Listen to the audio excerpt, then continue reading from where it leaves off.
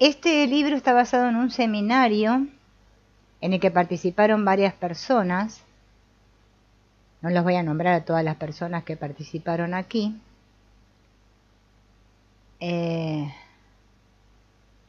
Y bueno, se fue recogiendo todo esto que se fue hablando durante el seminario para tratar este tema, ¿no?, del yoga kundalini. Todos más o menos saben lo que es el kundalini. Y lo que vamos a comenzar ahora es con una introducción que está basada en un viaje a Oriente de Carl Jung, el 26 de enero de 1930.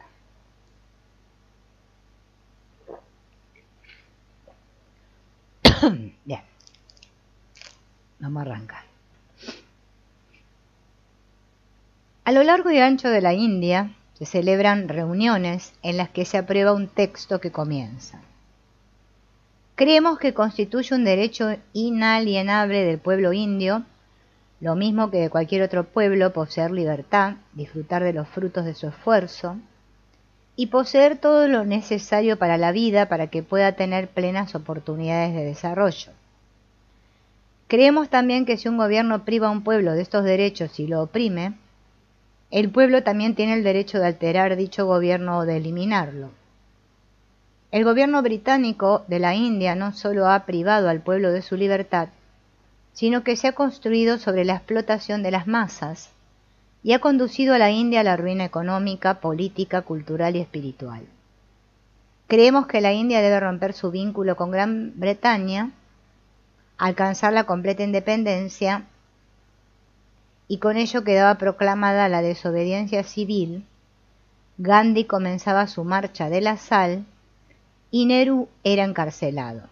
Múnich, 30 de mayo, en un homenaje a su colega, el sinólogo Richard Wilhelm, recientemente fallecido, Jung se hacía eco de estos dramáticos acontecimientos.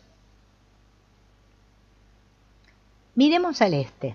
Se cumple allí un poderoso destino. Hemos sometido a Oriente políticamente. ¿Saben ustedes lo que sucedió cuando Roma hubo sometido políticamente Oriente Próximo? El espíritu de Oriente hizo su entrada en Roma. Mitra se convirtió en el dios militar romano. ¿Sería acaso impensable que hoy sucediera lo mismo? ¿Y seríamos nosotros tan ciegos como los romanos cultos, que se maravillaban de las supersticiones de los cristianos?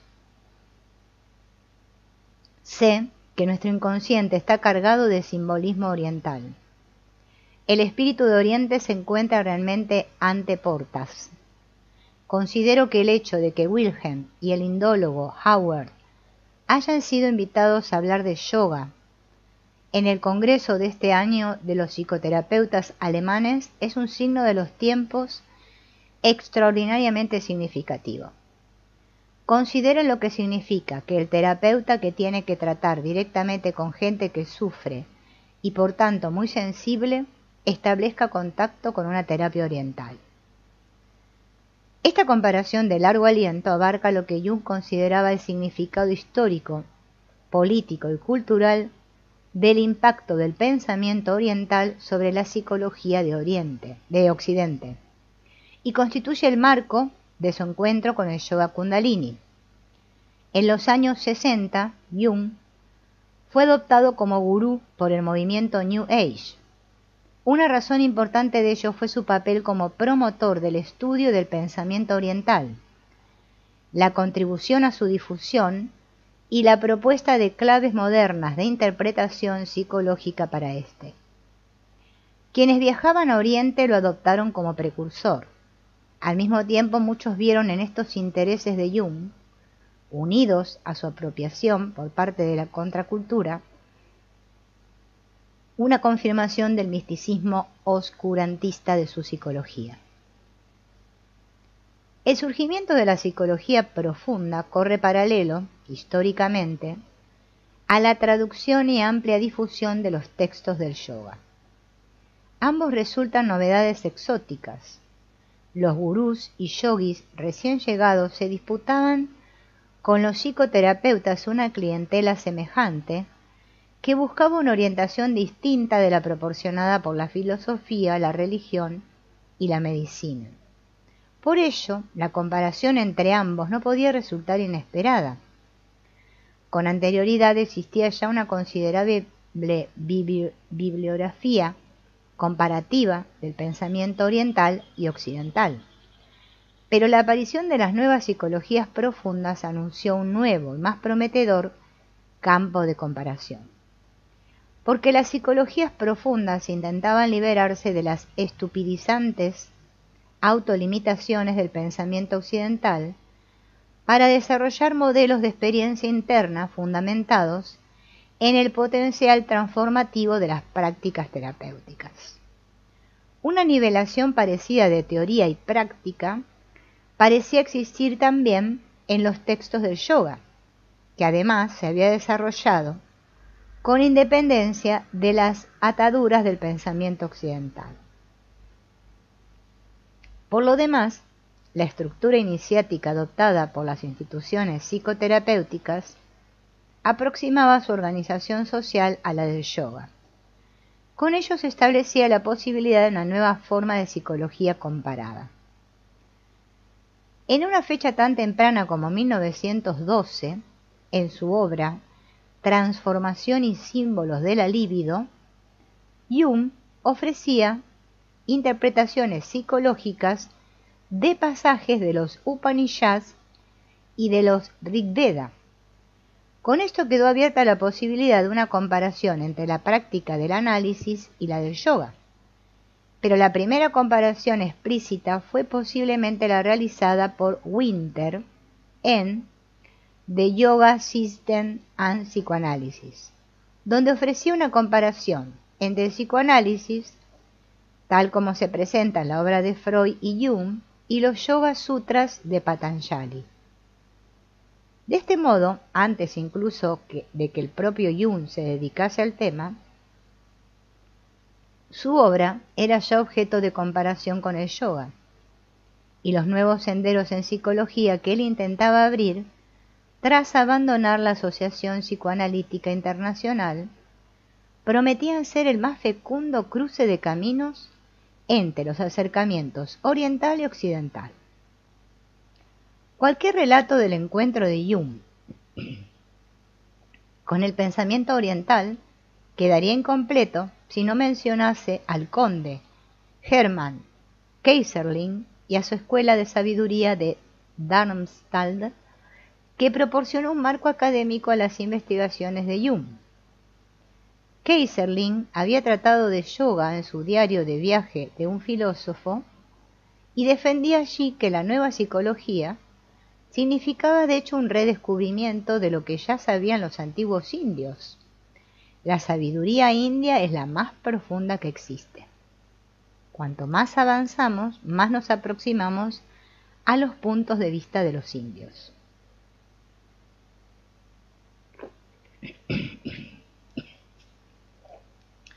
La investigación psicológica confirma, punto por punto, las afirmaciones contenidas en la antigua ciencia india del alma. Lo característico de la interpretación de Keyserling era que consideraba el yoga como un sistema de psicología superior a cualquiera de los occidentales. Los indios han hecho más que nadie para perfeccionar el método de entrenamiento que conduce a una ampliación y profundización de la conciencia. El yoga tiene pleno derecho a ocupar uno de los lugares más altos entre los caminos de autoperfeccionamiento.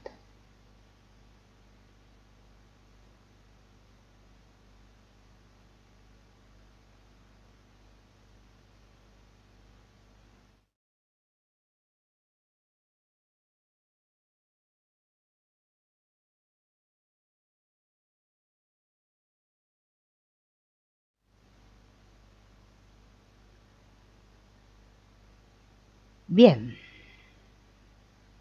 algunas de sus caracterizaciones de la diferencia entre Oriente y Occidente son paralelas a las de Jung, como la siguiente. El indio considera fundamentales los fenómenos psíquicos. Para él, estos fenómenos son más reales que los físicos.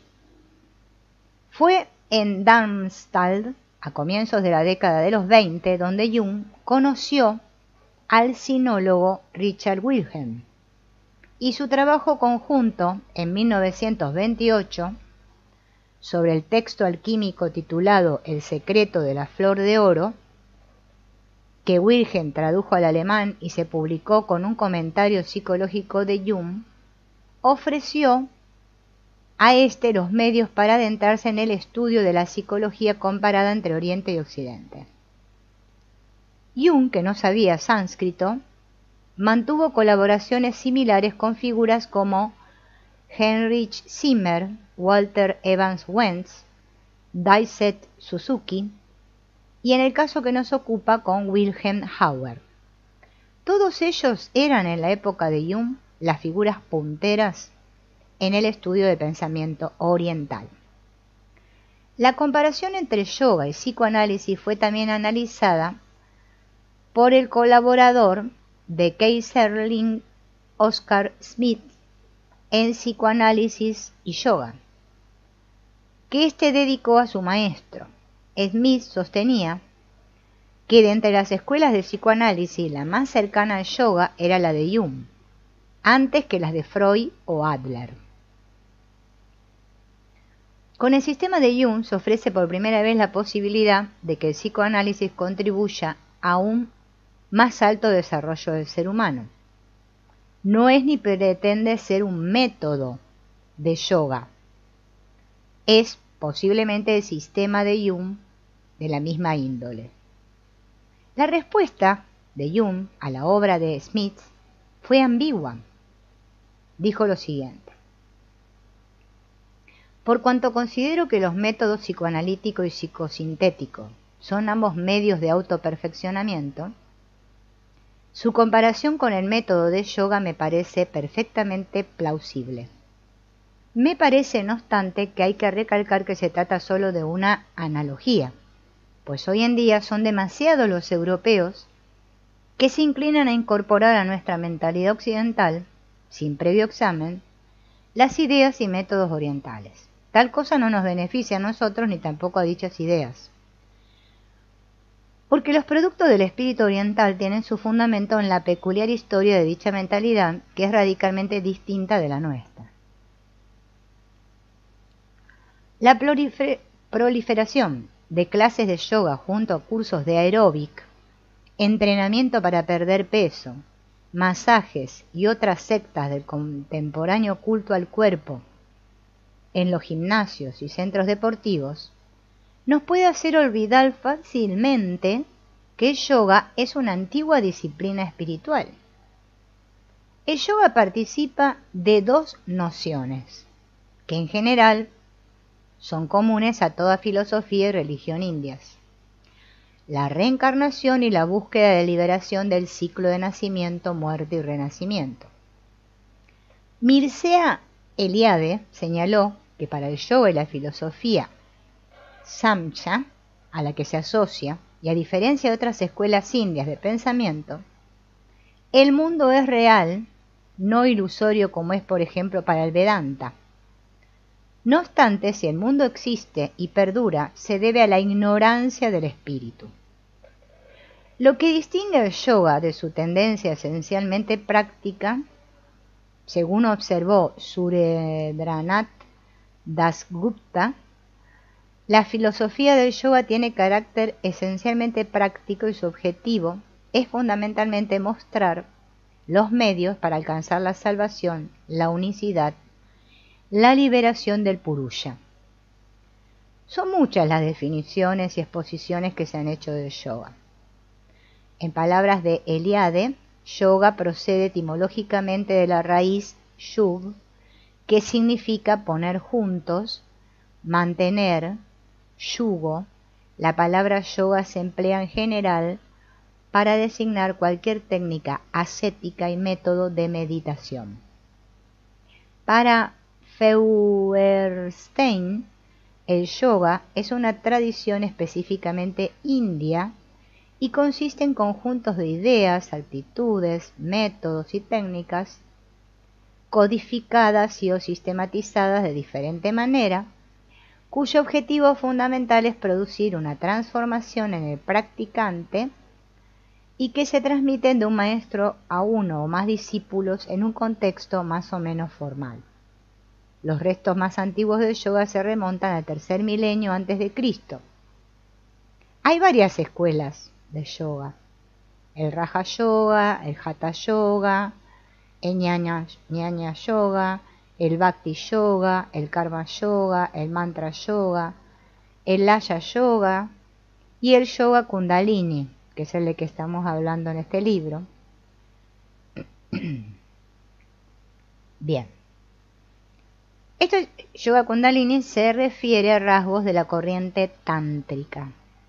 El tantrismo fue un movimiento religioso y filosófico que se popularizó a partir del siglo IV, haciendo sentir su influencia en la filosofía, la mística, la ética, el arte y la literatura de la India.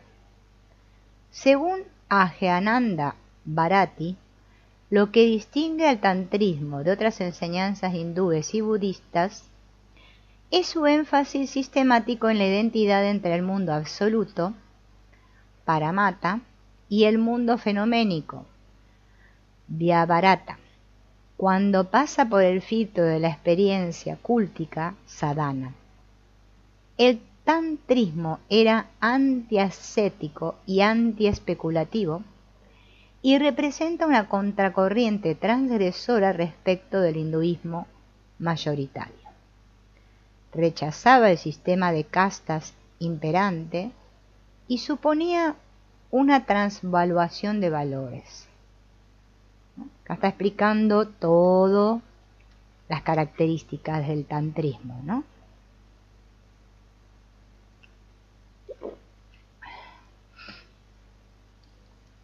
En el tantrismo se daba una celebración del cuerpo, considerado como un microcosmo del universo.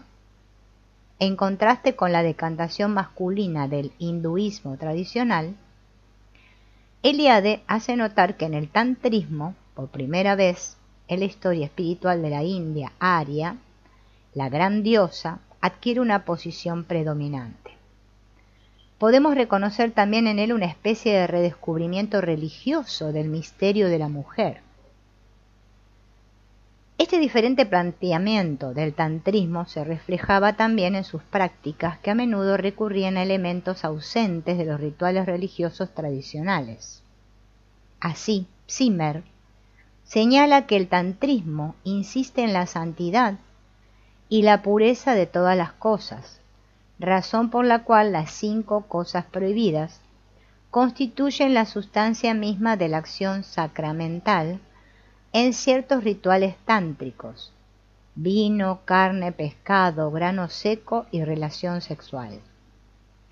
En lo que se conoce como escuelas de la derecha, estas cosas se utilizan en los rituales simbólicamente, mientras que en las denominadas escuelas de la izquierda se emplean literalmente.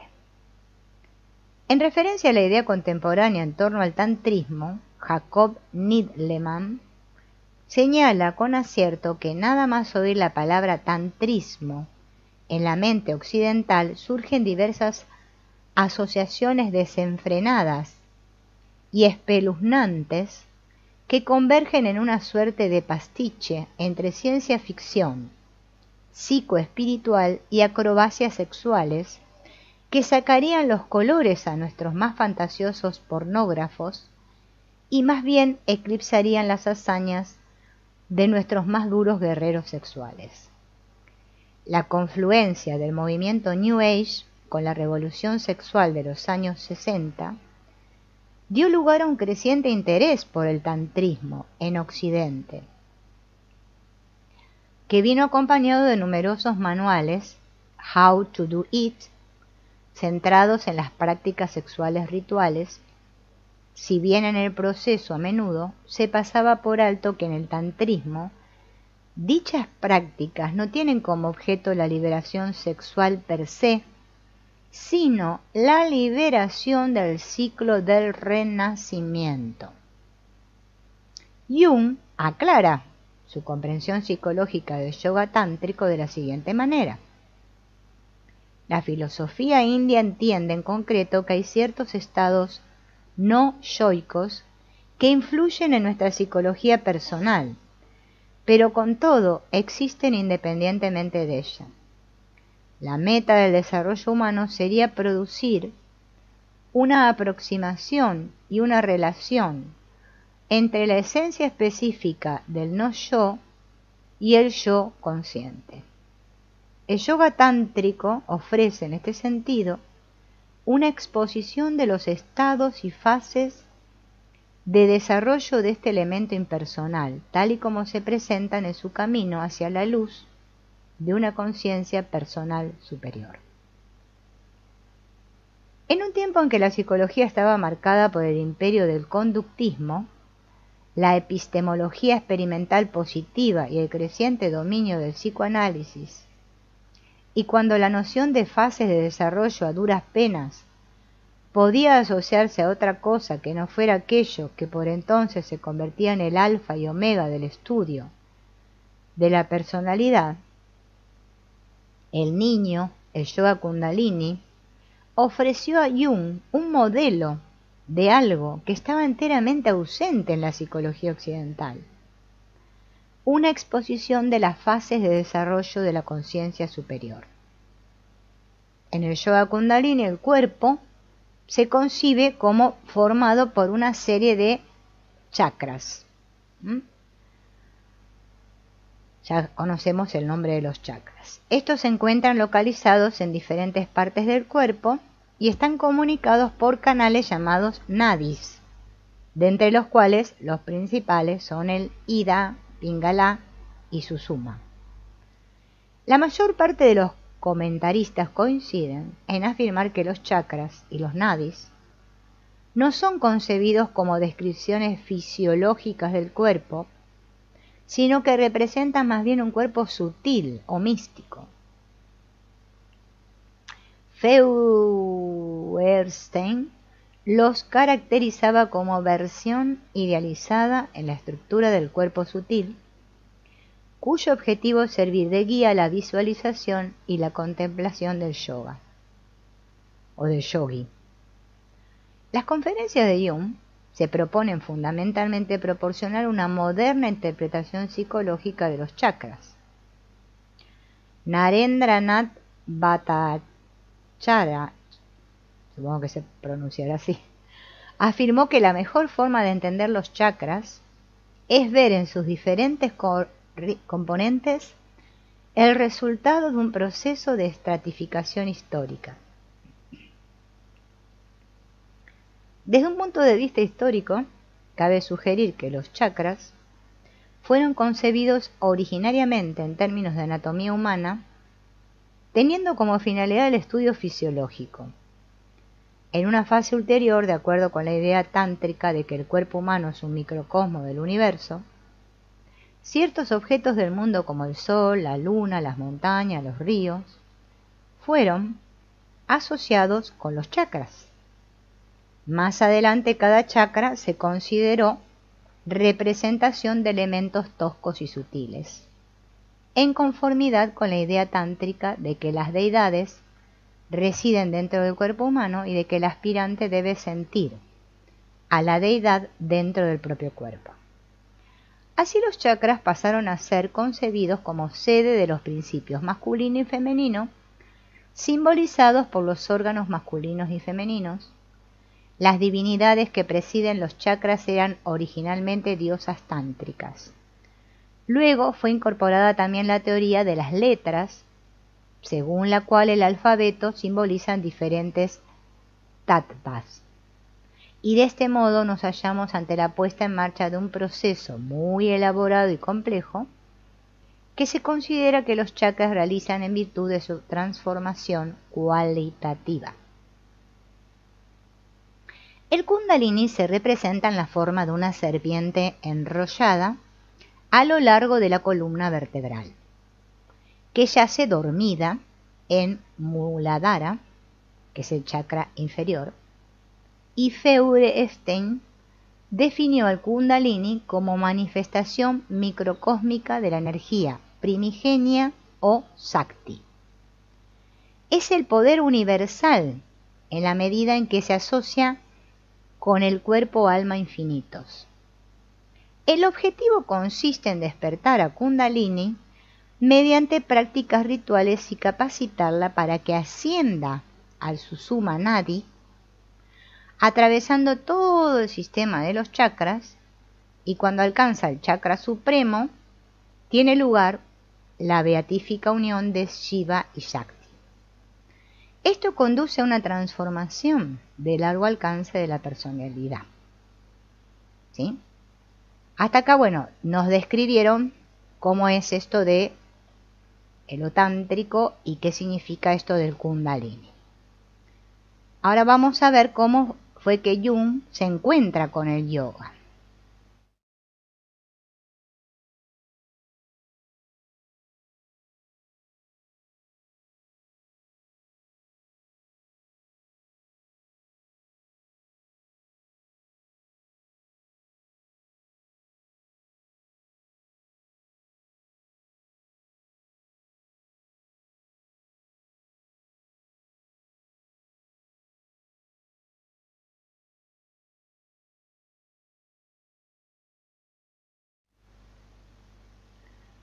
Bien. En uno de sus libros, Memorias, Sueños y Reflexiones, Jung narra cómo, durante su enfrentamiento con lo inconsciente, hacia la época de la Primera Guerra Mundial, me sentía a menudo tan excitado que tenía que eliminar las emociones mediante la práctica del yoga. Pero como mi propósito era descubrir qué era lo que sucedía dentro de mí mismo, solo me entregaba a ellas hasta que conseguía calmarme y podía emprender de nuevo el trabajo con lo inconsciente.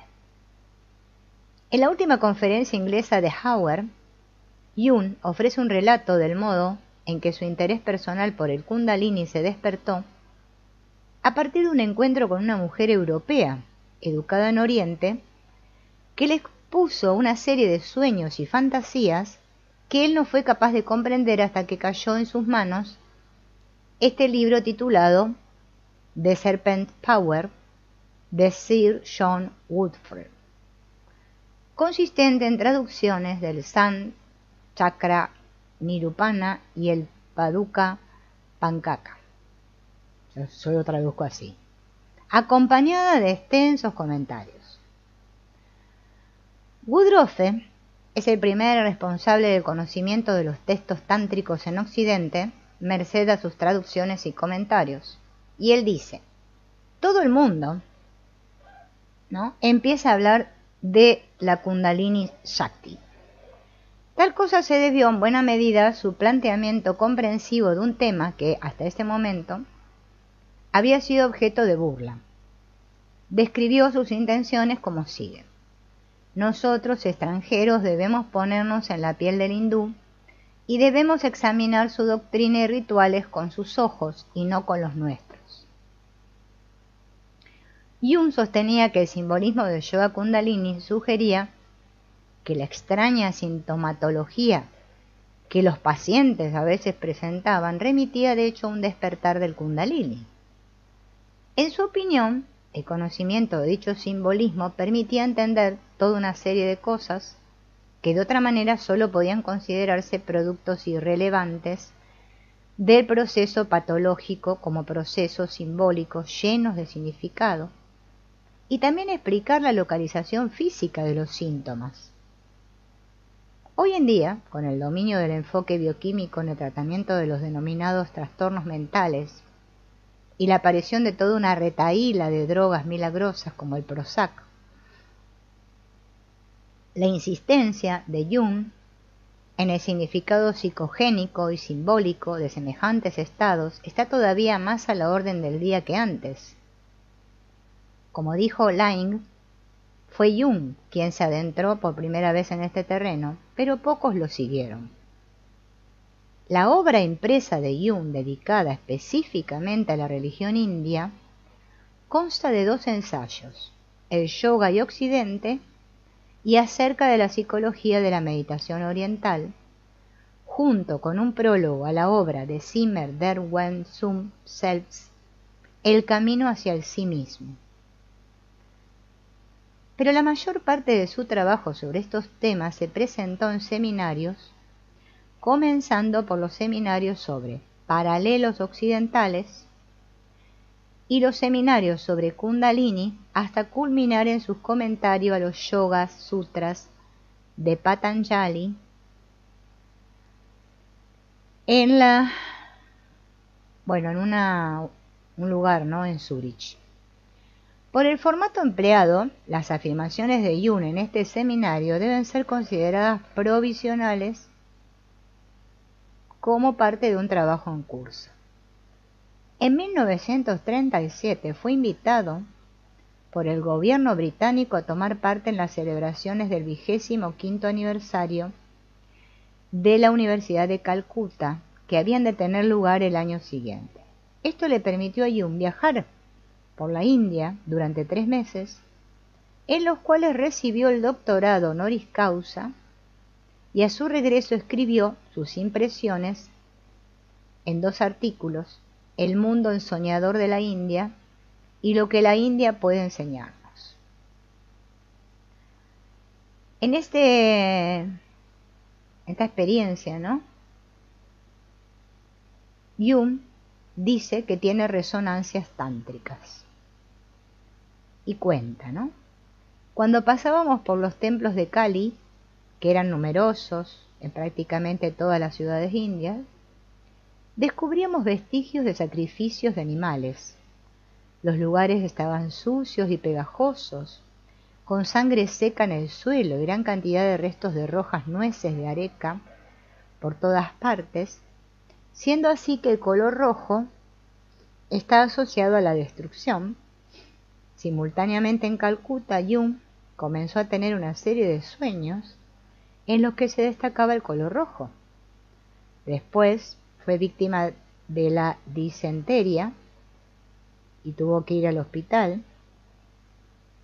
Un efecto más permanente de la impresión que en él dejó la destructividad de Kali fue el fundamento emocional de su convicción de que el mal no es algo negativo sino positivo. A mi modo de ver, la influencia de la experiencia india fue enorme en el último periodo de Jung. En el libro El Yoga y Occidente, Jung dice: del significado del yoga para la India preferiría guardar silencio, ya que no puedo arrogarme juicio alguno sobre una cuestión de la que no tengo experiencia directa. Mas de su significado para Occidente son varias las cosas que puedo decir. Entre nosotros, la desorientación raya con la anarquía anímica. Como consecuencia de ello, toda práctica religiosa o filosófica equivale a una disciplina psicológica y por ende a un método de higiene anímica. Así pues, el interés de Jung no se refería al yoga como filosofía y religión, sino como psicología. Por eso su definición del yoga era psicológica. El yoga fue originariamente un proceso natural de introversión. Este tipo de introversiones desembocan en procesos internos y singulares que inducían cambios en la personalidad. Con el correr de los milenios, dichas introversiones fueron siendo paulatinamente sistematizadas en un conjunto de técnicas de muy diferente naturaleza. El interés de Jung no se refería primariamente a los métodos y enseñanzas canónicos y organizados del yoga, sino a los supuestos procesos naturales de introspección que originariamente estaban en su base. Esta perspectiva legitimaba las libertades que él mismo se permitió con los primeros en el seminario que sigue. Jung considera que los procesos internos que hace surgir el yoga tienen carácter universal, mientras que los métodos particulares empleados para alcanzarlos serían culturalmente específicos. Para Jung, el yoga representa un rico almacén de descripciones simbólicas de la experiencia interna y en particular del proceso de individuación. Sostenía que se han observado destacados paralelismos con el yoga por parte de la psicología analítica, especialmente con el yoga kundalini y el símbolo del yoga tántrico, el lamaísmo y el yoga taoísta en China. La rica simbología de estas variantes del yoga me ha suministrado un precioso material comparativo con el que interpretar lo inconsciente colectivo. El propósito de Jung era desarrollar una psicología comparada intercultural de la experiencia interna. Por eso se esforzaba por diferenciar su planteamiento de ciertas comprensiones desarrolladas en el propio Oriente, como puedan ser los esfuerzos misionales del movimiento de Ramakrishna y portavoces del mismo como Romain Rolland. La apropiación occidental de las enseñanzas orientales, como las realizadas por los teósofos, el planteamiento histórico existencial de Hauer y la valoración espiritualista del pensamiento oriental realizada por la Escuela de Sabiduría de Keyserlingk, demostrando en sentido contrario el carácter específico del punto de vista psicológico. En todos sus escritos sobre el pensamiento oriental al tiempo que Jung promovía y recomendaba su estudio, advertía contra su práctica por parte de los occidentales. Hay muchos tipos diferentes de yoga y los europeos quedan a menudo fascinados por él, pero se trata de algo esencialmente oriental. Ningún europeo tiene la paciencia necesaria. No es algo hecho para ellos. Cuanto más estudiamos el yoga, más nos damos cuenta de la enorme distancia que los separa de nosotros. Un europeo todo lo más que puede hacer es imitarlo, y lo que mediante ello consigue no puede tener importancia real.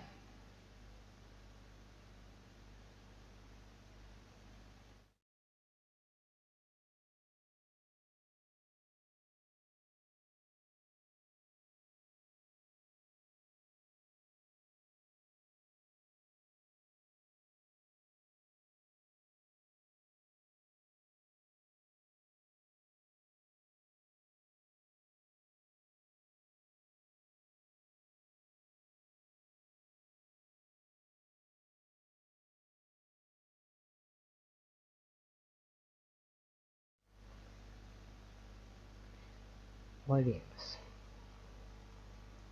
Para Jung, el peligro consistía en caer en una especie de extravío mimético.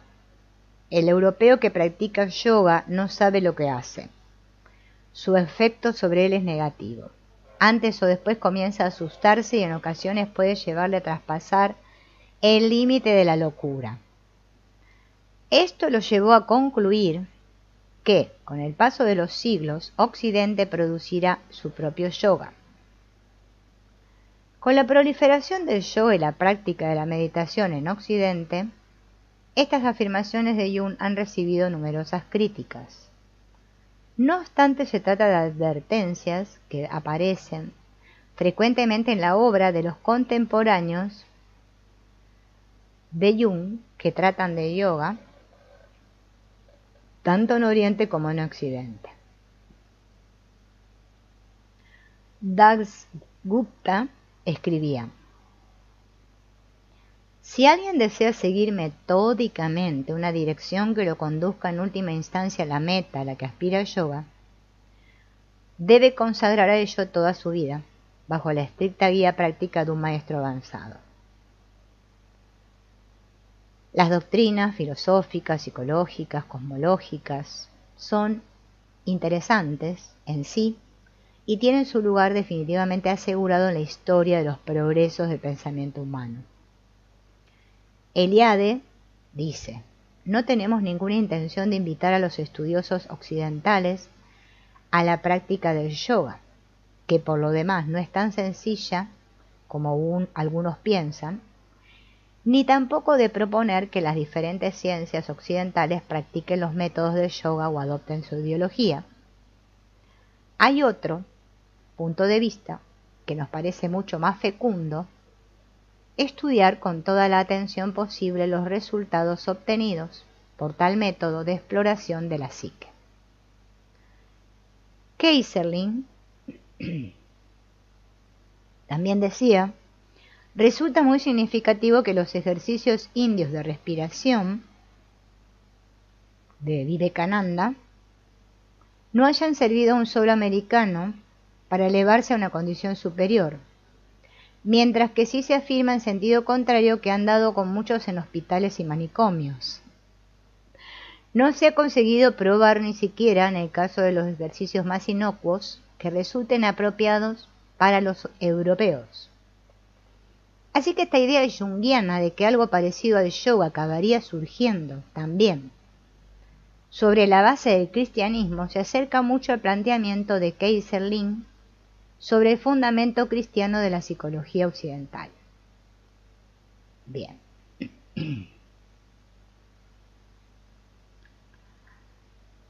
Jacob Wilhelm Hauer,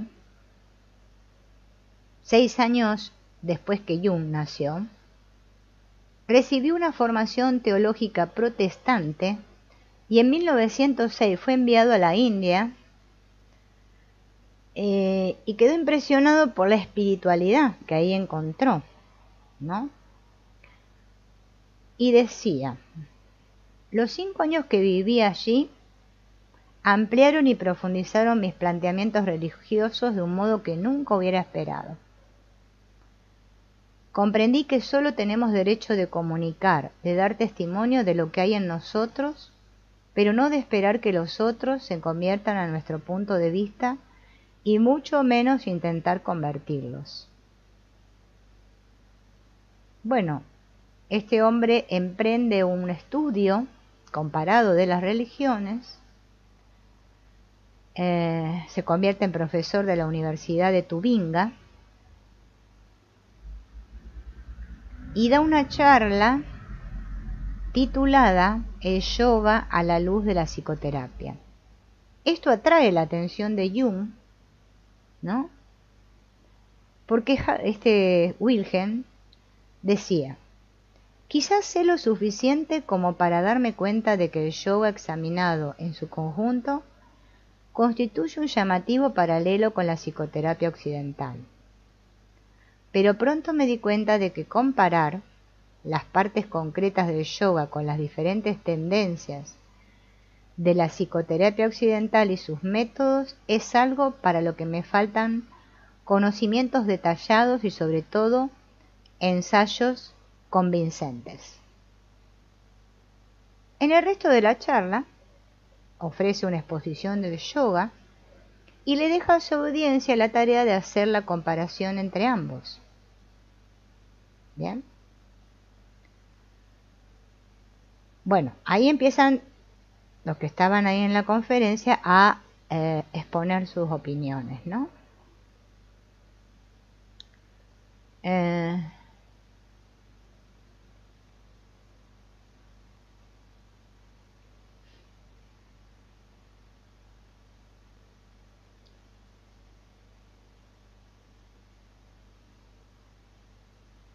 Bien.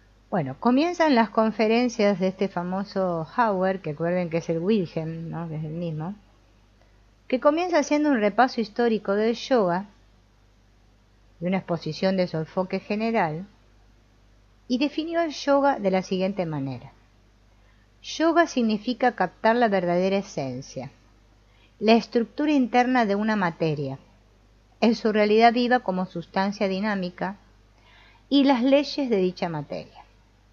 En su opinión, la profundidad del yoga kundalini consistía en considerar la realidad como una polaridad equilibrada entre lo masculino y lo femenino. Primero se capta la realidad interna, luego se emplea el símbolo para hacer que cristalice en la imaginación, y luego viene la práctica real de meditación sobre los 6 chakras. Defendió la superioridad del yoga kundalini sobre el yoga clásico de Patanjali, en el que veía una tendencia a perder a Dios en la mismidad del hombre, y sobre el hatha yoga, en el que veía una tendencia técnico-psicológica que descuida las fuerzas centrales para centrarse en otras más físicas, incluso fisiológicas. Y lo explico así.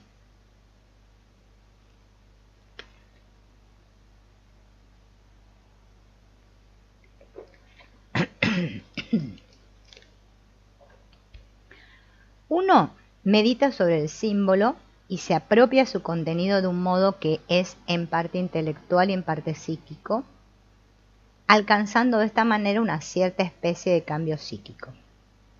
Es posible que en ocasiones se llegue a un nivel en que tienen lugar cambios radicales en el alma, pero no a menudo. El peligro para quienes tratan con los chakras desde fuera es permanecer en la región de estos procesos psíquicos y que no tenga lugar el cambio real en la estructura más íntima de su ser. Para Hauer, esta es la mayor dificultad que se encuentra al buscar una comprensión del yoga kundalini. Sostenía que la manera de superarla es captarla tomando como base la propia experiencia interna. Solo comprendo una realidad interna en la medida en que la poseo dentro de mí mismo y soy capaz de contemplar su realidad, que ha emergido en mi conciencia desde las profundidades de mi subconsciente. O si ha venido desde fuera, debe de haberse convertido en algo absolutamente vivo en mi conciencia. En un primer momento me liberé en buena medida del modo indio de contemplar las cosas. Encuentro que no alcanzo el significado interior si no las contemplo a mi manera, desde mi punto de vista. El resto de las conferencias de Hauer se dedicaron a ofrecer una exposición de la metafísica que está en la base del yoga kundalini y el simbolismo de los chakras. Meyer recordaba que el tono de las conferencias alemanas de Hauer era seco y que había poco tiempo para el diálogo, excepto en las pausas para el té. Por el contrario, los seminarios de Jung fueron más dinámicos. Reinstein señaló que Hauer era un fanático y que no había debate real, porque estaba absolutamente convencido de sus puntos de vista y solo aceptaba lo que él decía. Reinstein describió las conferencias de Jung como muy impresionantes e hizo notar que había una posibilidad de discusión abierta. Spielgelber recuerda que Jung preguntó muchas cosas a los indólogos sobre prácticas indias de yoga y sobre la interrelación entre este sistema indio y la psicología occidental en su conjunto. Creo que este seminario sigue siendo la última palabra que se ha dicho sobre el significado psicológico más profundo de la práctica del yoga. Las noticias de las conferencias se extendieron y poco tiempo después Hans Trupp le escribía a Martin Buber que me gustaría hablarle del seminario de Hauer. Fue para mí tan inspirador como había supuesto. El Purusha Atman ha sido para mí una revelación enteramente novedosa, sobre todo la muy extraña vía del yoga kundalini que se nos abre hacia él. Parece ser que este método de Hauer influyó en el de Jung. En sus seminarios, Jung intentaba conducir a los participantes a una comprensión del yoga kundalini partiendo de su propia experiencia interna, de acuerdo con este proceso de individuación. la exposición de Yoga al Kundalini que se les ofreció tenía un triple filtro. Primero, el de las traducciones y comentarios de Godufrey. Segundo, el de Hauer. Y finalmente el de Jung. No puede sorprender que a menudo hubiera discrepancias entre los tres, tanto en su terminología como en su comprensión de los procesos involucrados. Por ello, buena parte de las preguntas planteadas por los asistentes tienen que ver con estas diferencias. Es importante notar que para quienes asistían a los seminarios de Jung,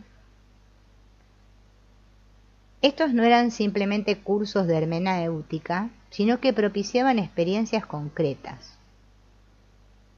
Reichten recuerda sueños que representaban el movimiento de la serpiente Kundalini y que como mínimo unos pocos tuvieron experiencias parecidas.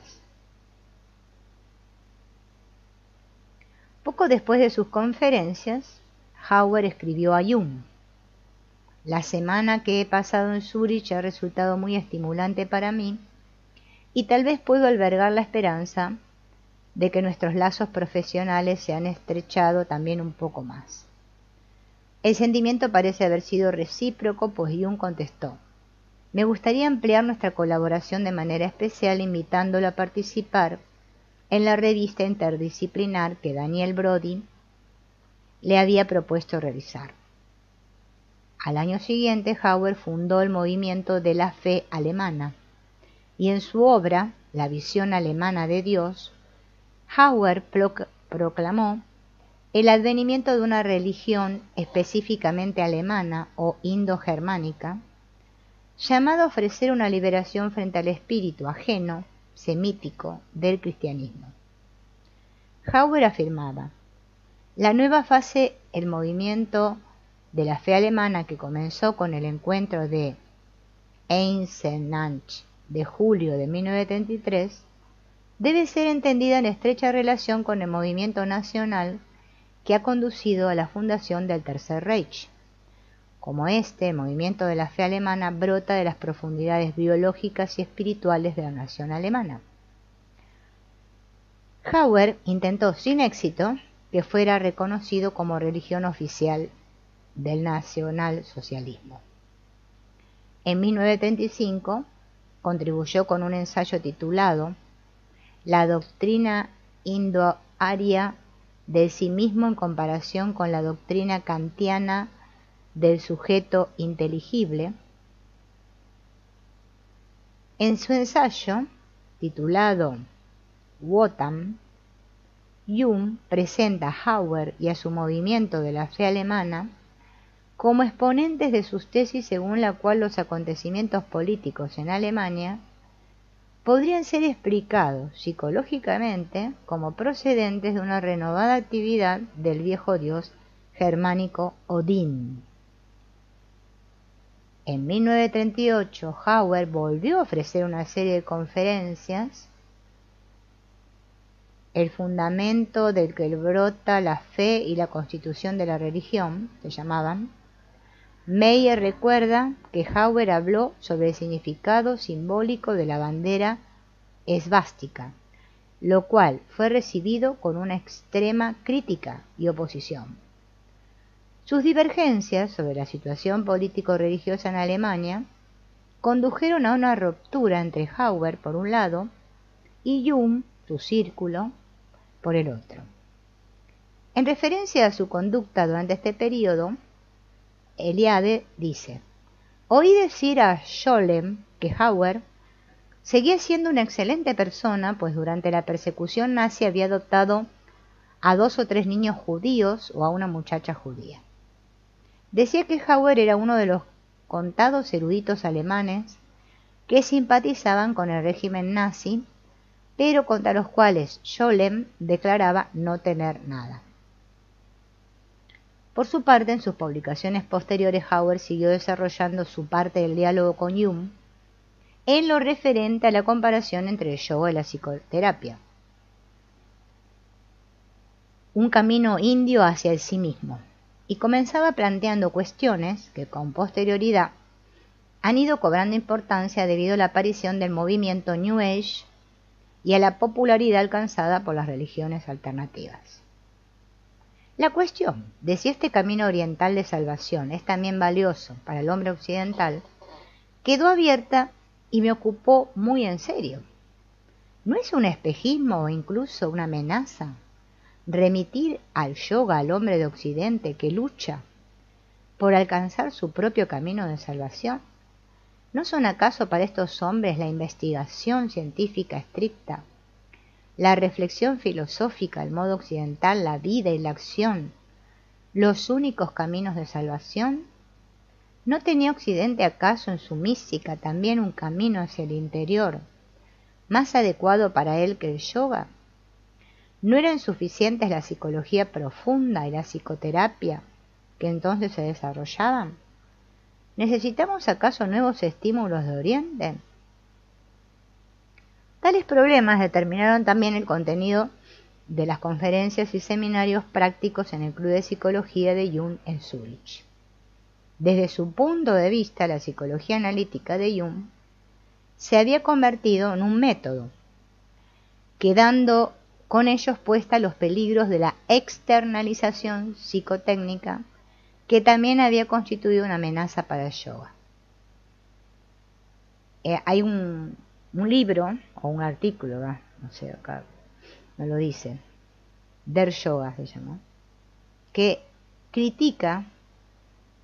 critica, ¿no?, la obra de Jung y dice: yo mismo me opongo críticamente a la hipótesis de la existencia de arquetipos innatos y heredados, sobre todo porque la base empírica histórico-religiosa de la tesis de los arquetipos es extremadamente débil. Y desarrolló también un juicio negativo sobre la interpretación junguiana del yoga kundalini. Desde mi punto de vista, en el círculo junguiano, las imágenes míticas del yoga tántrico se identifican con los arquetipos de manera excesivamente apresurada, lo cual no ayuda a comprender. Bien. Con todo, cualquier intento de interpretación de los textos tántricos debe enfrentarse a formidables dificultades, dada la complejidad de composición de aquellos. Eliade señaló que los textos tántricos están a menudo compuestos en un lenguaje intencionado, un lenguaje secreto, oscuro y ambiguo, en el cual un estado de conciencia se expresa mediante un término erótico, y el vocabulario de la mitología o de la cosmología está cargado de significados sexuales o asociados al Hatha Yoga. Y la consecuencia de ello es esta. Ahora voy a decir la consecuencia.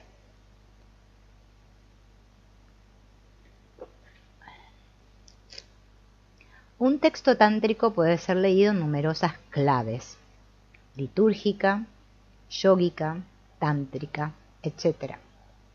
Leer un texto en clave de yoga es descifrar los diferentes niveles de meditación a los que se refiere. El significado tántrico es habitualmente erótico, pero resulta difícil decidir si se refiere a un acto concreto o a un simbolismo sexual. Más exactamente, es un delicado problema distinguir entre lo concreto y lo simbólico, porque el sadhana tántrico tiene como meta la transustanciación de toda experiencia concreta, la transformación de la fisiología en liturgia. Evaluaciones posteriores de las interpretaciones psicológicas de Jung se han centrado en la cuestión de si cabe ver en ellas una clave adicional válida y han sido criticadas tanto por estudiosos como por adeptos del yoga kundalini. Por ejemplo, Harold Coward dice: con el conocimiento mucho mejor que tenemos hoy en día del pensamiento oriental, resulta dudoso que el truco de la cuerda realizado por Jung, consistente en poner patas arriba el yoga kundalini y después eliminar los dos últimos chakras, considerándolos especulaciones superfluas sin valor práctico, eso pueda ser aceptado. Lo que el comentario de Jung logró entonces, y sigue logrando hoy en día, es proporcionar una comprensión adicional de su modo de entender el proceso de individuación y no una descripción exacta del Kundalini. Si los seminarios de Jung se evalúan desde la perspectiva que depara la comprensión del yoga Kundalini dentro de su propio contexto sociocultural, esta crítica es indudablemente válida. Con todo, en el contexto de la colaboración de Jung con Howard, tal cosa era más bien tarea del segundo. El propósito de Jung era elucidar el significado psicológico de un simbolismo espontáneo semejante al del yoga Kundalini. Él señalaba, en una carta, que la entrada de Oriente en Occidente es más bien un hecho psicológico con una larga historia tras de sí. Los primeros indicios se encuentran en el maestro Eckhart, en Leibniz, en Kant, en Hegel, en Schopenhauer y Edward von Hartmann.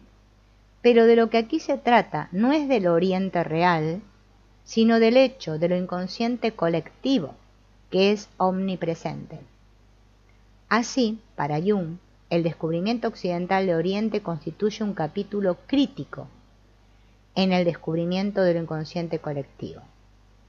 La interpretación psicológica de Jung se funda en el supuesto de que el yoga Kundalini representa una sistematización de la experiencia interna que en Occidente ha surgido espontáneamente de un modo parecido, pero no necesariamente idéntico al modo en que surgió en Oriente.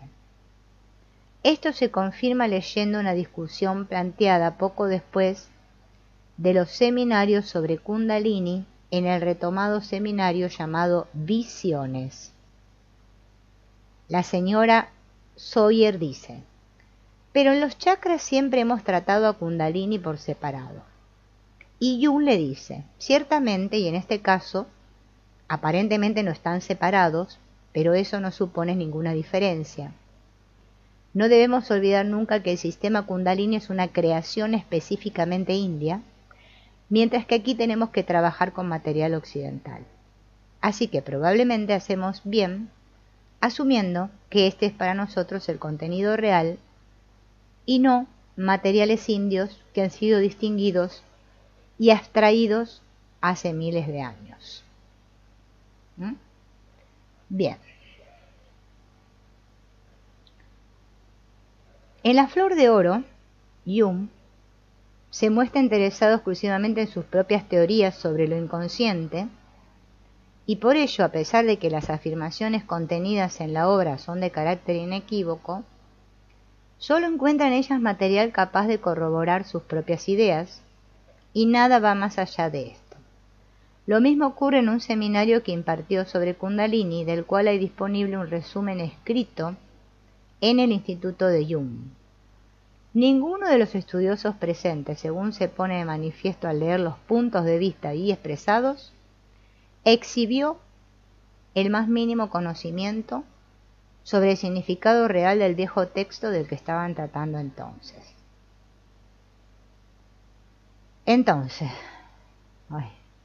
Quiero ver esto, porque ya termina este capítulo. La diferencia fundamental entre las comprensiones nativas del yoga Kundalini y la interpretación junguiana consiste en que, para las primeras, textos tales como el Sat Chakra Nirupana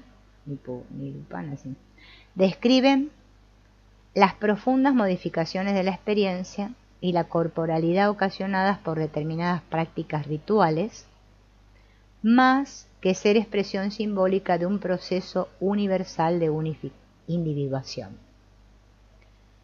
Con todo, los problemas a los que se enfrenta la interpretación de Jung en un nivel más general se aplican también a otros intentos de traducir los términos del yoga Kundalini a los conceptos modernos. En el curso de tales intentos, los términos se tornan híbridos, y la mezcla resultante no es ya ni claramente oriental ni claramente occidental. Los seminarios de Jung deberían ser juzgados en los términos de la meta que él mismo estableció, diciendo: la conciencia occidental no es en modo alguno la conciencia en general. Se trata más bien de un parámetro históricamente condicionado y geográficamente determinado que solo representa una parte de la humanidad.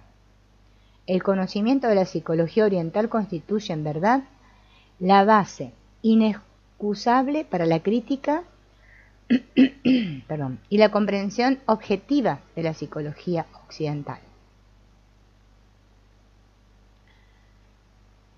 Entonces, la vigencia que todavía hoy conserva este seminario reside en el modo en que enfoca esta cuestión fundamental, intentando situarla en el primer plano de la agenda psicológica, se acepten o no las soluciones provisionales de Jung al respecto.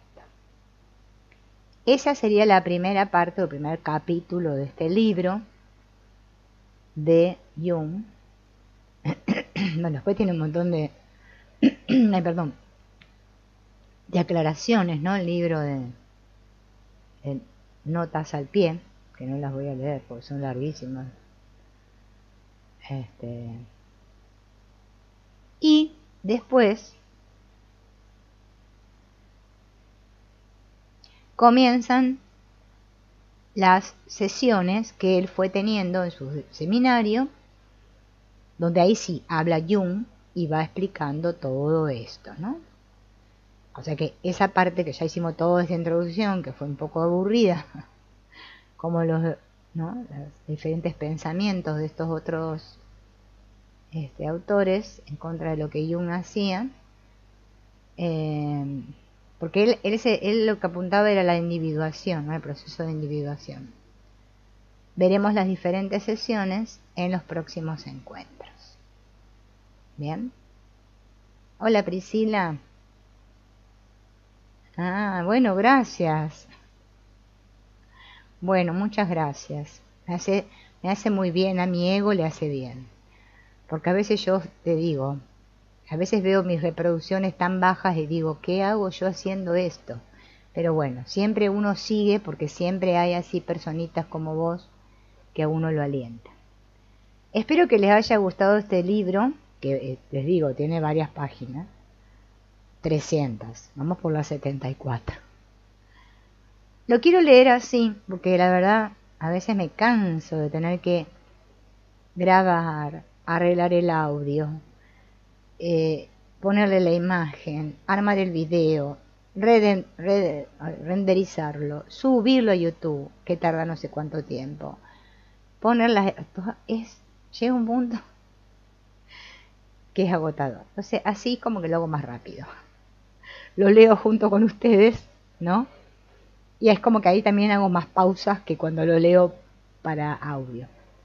Bueno, amigos, nos veremos en el próximo encuentro entonces.